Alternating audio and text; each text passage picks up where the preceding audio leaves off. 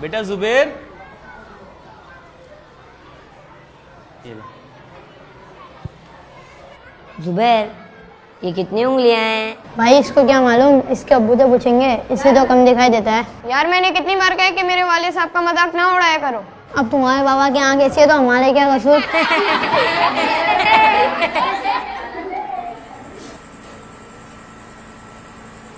अब्बू मैंने आपको कितनी दफा कहा है कि मेरी क्लास की तरफ ना आया करें।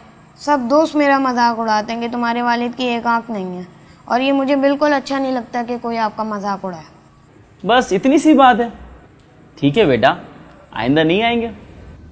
वालिद ने बेटे की मजबूरी को देखते हुए फैसला किया कि आइंदा वो उसके दोस्तों के सामने उसके रूबरू जाने से गुरेज करेंगे। लेकिन जैसे जैसे वक्त आगे बढ़ रहा था, जुबैर जिंदगी में कामयाबियां हासिल करता जा रहा था। उसका ये खौफ बढ़ता जा रहा था कि उसके वालिद की वजह से लोग मजाक न उड़ाएं। जुबैर जिंदगी में कामयाबियां समेटता हुआ जब शादीशुदा जिंदगी की तरफ जाने का सोचने लगा, तो बाप की कुजी उसके लिए एहसास कमतरी का बायस बनती जा रही थी, जिसके बाद उसने शादी से कबल ही बाप से अलहदगी का फैसला किया। खैरत बेटा, कहीं जा रहे हैं क्या? जी। कुछ बताया भी नहीं है, यूं ही चुपचाप। जिंदगी के सफर की शुरुआत है, अभी मुझे बहुत कुछ करना है, शादी करनी है, इसलिए मैंने फैसला किया है कि मैं अलग रहूंगा। आपको किसी चीज़ की ज़रूरत हो तो बता दीजिएगा। नहीं बेटा, मुझे आपकी कामयाबी चाहिए, जहां भी रहें आप खुश रहें। जुबैर ने वालिद से अलहदगी के बाद शादी कर ली। कुदरत ने उसे औलाद की नेमत से नवाजा। उसके पास घर, बीवी, बच्चे सब कुछ था। वो नफ्सियाती तौर पर बाप के बगैर जिंदगी को कबूल कर चुका था। लेकिन उसका वालिद अक्सर व बेशतर दूर से ही सही, लेकिन अपने बेटे को देखता, पोते पोतियों को देखता और खुश होता। वक्त गुजर गया। एक रोज उसके वालिद ने सोचा कि वो बेटे से मिले और अपनी जमा पूंजी उसके हवाले कर दे, और वो वहां जा पहुंचा। जाओ बेटा, दरवाजा खोलो, देखो कौन है।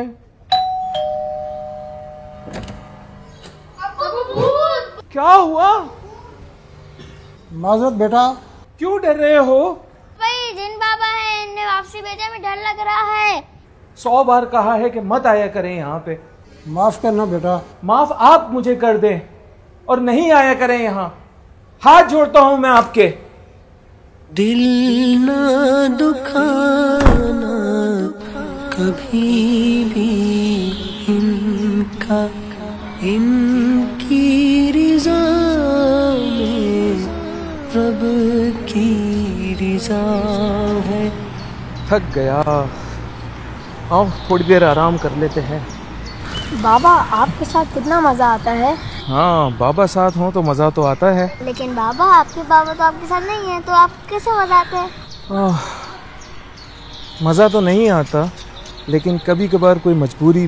कैसी मजबूरी बाबा? तुम्हें मेरे बाबा से मिलना है?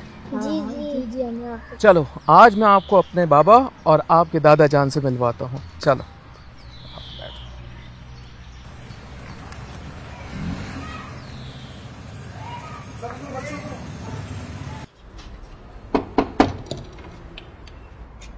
बाबा, मेरा मतलब है शरीफ साहब हैं घर पे? तुम जुबैर हो ना? शरीफ साहब का इंतकाल हुए तो 6 माह हो गए। क्या कह रहे हैं? जो है वही कह रहा हूँ। उन्होंने मकान के कागजात और एक खत दिया था और कहा था कि कभी तुम आओ तो ये मैं तुम्हें दे दूँ, वरना ये घर किसी मस्जिद को डोनेट कर देना। आइए मैं आपको फाइल दे दूँ। तेरी उंगली थाम के चलता था,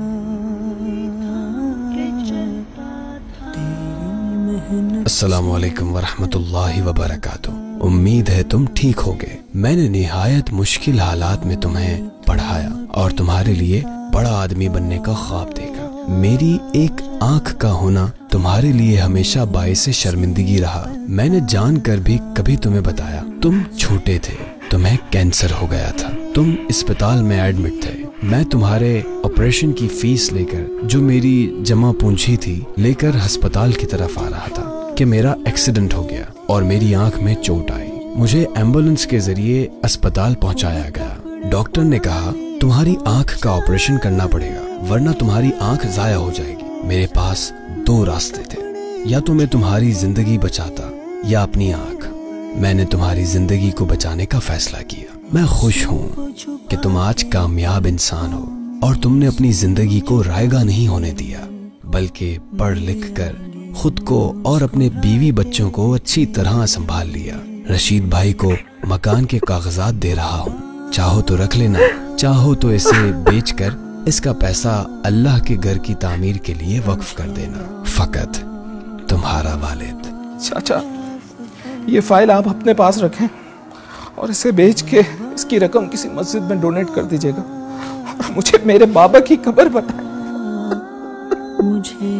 दूसरों का मजाक उड़ाना हमारा मामूल बनता रहा है, जबकि कुरान मजीद फुरकान हमीद में अल्लाह ताला ने इरशाद फरमाया, मर्द दूसरे मर्दों पर ना हंसें, हो सकता है कि वो उन हंसने वालों से बेहतर हों, और ना औरतें दूसरे औरतों पर हंसें, हो सकता है कि वो उन हंसने वालियों से बेहतर हों, और आपस में किसी को ताना ना दो। जबकि वालिदैन की इताअत और हुकूक के बारे में तो कुरान और हदीस में मुतअद्दिद बार कहा गया, और तुम्हारे रब ने हुक्म फरमाया कि उसके सिवा किसी की इबादत ना करो और माँ बाप के साथ अच्छा सलूक करो।